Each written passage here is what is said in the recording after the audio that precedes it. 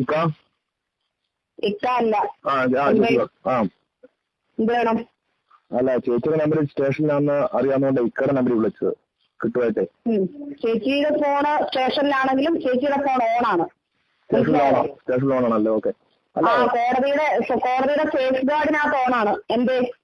അതെ, ഞാനത് വിളിച്ചു ചോദിച്ചില്ല. കാരണം ഹാരിസിക്കയുടെ ഫോൺ പുറത്താന്ന് അറിയാമല്ലോ, അതുകൊണ്ട് വിളിച്ചതാണ്.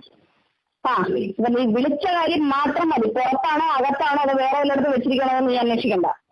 അതെ, കുഴപ്പമില്ല. അപ്പം ഞാൻ വിളിച്ചത് കുഴപ്പമില്ല. എന്റെ ഫോൺ ഈ ഫോണിലോട്ട് നീ എന്തിനു വിളിക്കുന്നു? നിനക്ക് എന്റെ ആവശ്യം ഞങ്ങളുടെ ഫോണിൽ വിളിക്കാൻ? എനിക്ക് 24 സാലറി വരാനുണ്ടല്ലോ.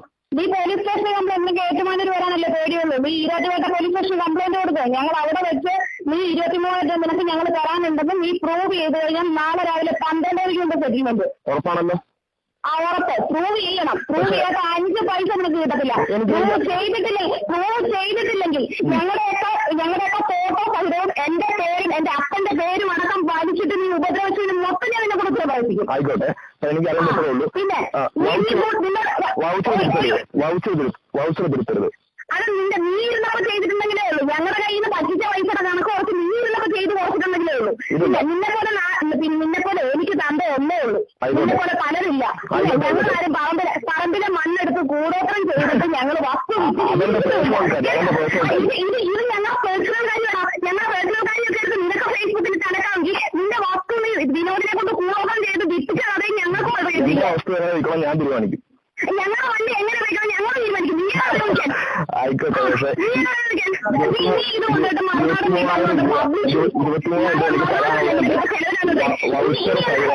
ഇനി എന്റെ ഫോണിൽ വിളിച്ചാൽ ഭീഷണിപ്പെടുത്തി ഞാൻ കേസ് കൊടുക്കും. ഇത് ആരുടെ ഫോണാ? ഹാരിസിക്കയുടെ ഫോണാ.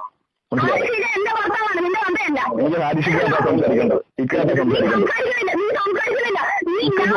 ഫോൺ ഇക്കയ്ക്ക് കൊടുക്കും. ഇക്കായിട്ട് സംസാരിക്കണം.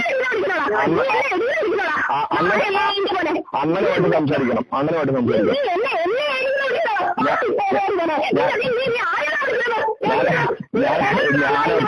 എനിക്ക് അണ്ണനുമായിട്ടാണ് സംസാരിക്കേണ്ടത്. അണ്ണന് ഫോൺ കൊടുക്കും. എനിക്ക് ഹാരിസിക്കയോട് മാത്രം എനിക്ക് സംസാരിച്ചാൽ മതി. ഞാൻ ഹാരിസിക്കയുടെ ഫോണിലാണ് ഞാൻ വിളിച്ചത്.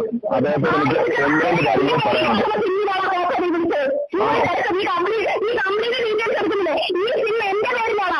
ഹാരിസിക്കയുടെ നമ്പറാണെന്ന് പറഞ്ഞാൽ ഞാൻ സേവ് ചെയ്തിരിക്കുന്നു. ഹാരിസിക്ക എനിക്ക് ഹാരിസിക്കയുടെ നമ്പറാണെന്ന് പറഞ്ഞ് തന്നാണ്. അതുകൊണ്ടാണ് ഇക്കനെ വിളിച്ചത്. എനിക്ക് ഇക്കോട് സംസാരിച്ചാൽ മതി. ഇക്കോട് മാത്രം സംസാരിച്ചാൽ മതി. പക്ഷെ എനിക്ക് എല്ലാ സ്ഥലത്തും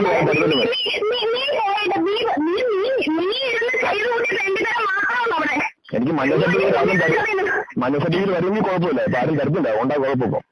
മഞ്ഞ സർട്ടിഫിക്കറ്റ് ഉണ്ടല്ലോ, സാധാരണ ചികിത്സിച്ച ഭേദമാകുന്ന പ്രാന്തമാർക്ക് കൊടുക്കുന്നതാണ്. ഇത് ഗ്രേഡും കൂടി അവിടെ കഴിഞ്ഞ് പോയ പ്രാന്തമാർക്ക് ഒരു സർട്ടിഫിക്കറ്റ് നമുക്ക് എവിടെ കിട്ടുന്നത് തോന്നുന്നു? നിനക്ക് കിട്ടുന്നത് നിന്റെ വന്തേടെ ഉണ്ടാക്കി തരും. അയാളെ കൊണ്ട് ഇതുപോലൊരു കുടുംബാന്തരം ഉണ്ടാക്കാൻ പറ്റില്ല. മഞ്ഞ സർട്ടിഫിക്കറ്റ് ഉണ്ടാക്കി തരാൻ അയാളെ കൊണ്ട് വരും. ഇനി രാത്രി ഫോൺ ചെയ്ത് കഴിഞ്ഞാൽ എന്നെ രാത്രിയിൽ വിളിച്ച് ഭീഷണിപ്പെടുത്തുന്നതിന് ഞാൻ ഉള്ള പരാതി കൊടുക്കും. നീ ബ്ലാക്ക് മെയിലിംഗ് ചെയ്യാൻ തന്നെയാണ് വിളിക്കുന്നത്. ഹാരിസിക്കയുടെ നമ്പർ രാത്രി 9 മണിക്കാണ് വിളിച്ചത്. പിന്നെ ഞാൻ ഹാരിസിക്കയുടെ നമ്പർ രാത്രി 9 മണിക്കാണ് വിളിച്ചത്. നീ രാത്രി 9 മണിക്ക് ഞങ്ങളുടെ സൗകര്യത്തിന് ഞങ്ങളുടെ ആവശ്യത്തിനെല്ലാം ഞങ്ങളെ അനാവശ്യമായിട്ട് ഏത് സമയം വിളിച്ചാലും നീന്തലെയാണോ കള്ള? ആയിക്കോട്ടെ, ഇതിന്റെ റെക്കോർഡ് എന്റെ ഫോണിലുണ്ട് കേട്ടോ. നിങ്ങളുടെ കള്ളക്കേസ് കൊടുക്കുന്ന എനിക്കറിയാം. അതുകൊണ്ട് തന്നെ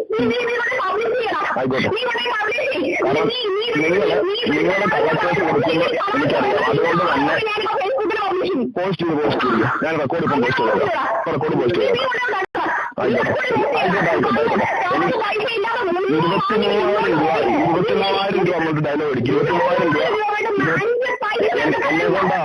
എന്നെ കൊണ്ട് അവിടെ തൂത്ത് വാരിച്ചു. അവിടെ മൊത്തം അടിച്ചു കഴിച്ചു, ചൂടിട്ടടിപ്പിച്ചു, എല്ലാ പണിയും ചെയ്യിച്ചു. പിന്നെ എന്നെ കൊണ്ട് ചായ മേടിപ്പിച്ചു.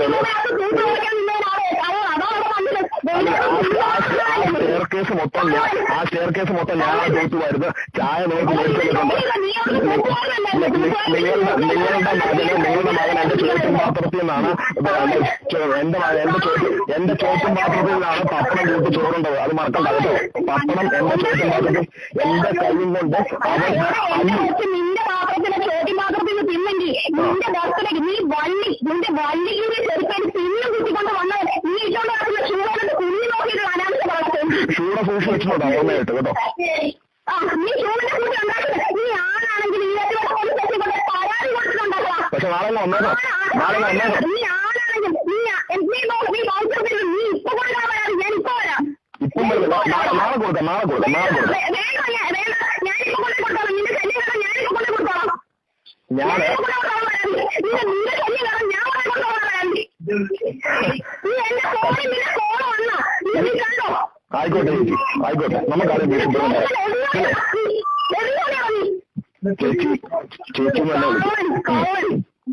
തന്നെ വിളിക്കും. Sir, I am Alvin Matthew from Pala. Sir, I am the prime witness in that Fijo Harris case regarding that visa fraud case in Etimanur. I don't know the case. What is the case? Actually, there is a visa fraud. Acha. In Etimanur, you may be knowing that Hari Shankar IPS, he only arrested Fijo and his husband Harish. That they have done fraud for 9.5 lakhs from one doctor and his wife. And she was a social worker and a Facebook star, and she was imprisoned for 3 days. Okay, and now she was on bail. Okay, and she is threatening me because I want the prime evidence of the prosecution. You go and meet Hari Shankar, I am telling. Hari Shankar. Okay. And sir, 1 second, sir. One more, please. Sir? Yeah. Okay, sir. Thank you for allowing me. Okay, sir. And just now I called her husband, and unfortunately Fijo take the call, and she is threatening that I called her for blackmailing, but I already having the complete phone record in my phone, so I didn't do any mistake. So I want to talk with the Harris to ask my salary for that only, and she shouted bad words on my mother, father, everybody. So I will call Harris. See, these are not the things. These are local issues. You must go and meet.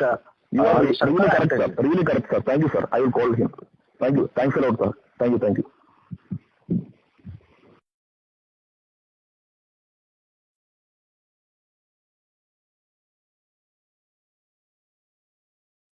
Hello, നമസ്കാരം. ഹരിശങ്കർ സാറാണോ? അതെ.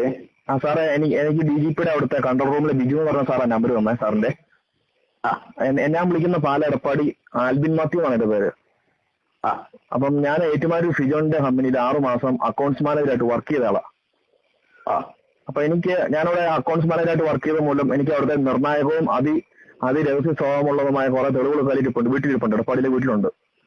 അപ്പം അതൊന്നും തന്നാൽ കൊള്ളാമുണ്ട്. കാരണം ഇവരെ ഇന്നലെ ജാമ്യത്തിൽ ഇറങ്ങിയിട്ട് എനിക്കെതിരെ ഭയങ്കരമായിട്ട് സൈബർ ആക്കണമെന്ന്, എന്റെ വീട്ടുകാരുടെ ഫോട്ടോ മിസ്യൂസ് ചെയ്യുക, ചീത്ത വിളിക്കുക, അക്കൗണ്ട് ഹാക്ക് ചെയ്യാൻ നോക്കുക, പല പരിപാടി. എനിക്കെതിരെ പരസ്യമായിട്ട് കൊലവിളി വരെ ഇവരുടെ ഗുണ്ടകൾ മുഴക്കിയിട്ടുണ്ട്. അപ്പൊ എനിക്ക് ഇവരെന്നെ അപായപ്പെടുത്താൻ ചാൻസ് ഉണ്ട്. അപ്പൊ അതിന് മുമ്പ് എനിക്ക് തെളിവ് തന്നേക്കാന്നൊരു ആഗ്രഹം. അപ്പൊ എങ്ങനെയാ സാറേ തരാൻ പറ്റുന്നത്? കോട്ടയത്ത് ഓഫീസിലുണ്ടോ? അതെ. കോട്ടയത്ത് വരാൻ അവർ ഏറ്റുമാറ്റി ഓഫീസ് തുറന്ന് ഇരിപ്പുണ്ട്. അവരുടെ ഗ്യാങ് ഏറ്റുമാറ്റി മൊത്തം ഉണ്ട്. അത് പേടിയാണ് ഇപ്പം. അങ്ങനെയാണെങ്കിൽ നിങ്ങൾ ഇൻവെസ്റ്റിഗേറ്റിംഗ് ഓഫീസറെ നിങ്ങളെ കോൺടാക്ട് ചെയ്യാൻ പറയാം. ഒന്ന് എന്റെ നമ്പർ ഞാനിവിടെ അടുത്ത സ്റ്റേഷൻ പാലയാണ്. അവിടെ പോയി വേണേൽ കൊടുക്കാം. പാലയിൽ കൊടുക്കുകയാണെങ്കിൽ എനിക്ക് കുഴപ്പമില്ലായിരുന്നു. അല്ല, ഏറ്റുമാനൂർ CA പറയാം. CA കളക്ട് ചെയ്തോളാം. ഒന്ന് കൊടുക്കാം സാർ. Thank you.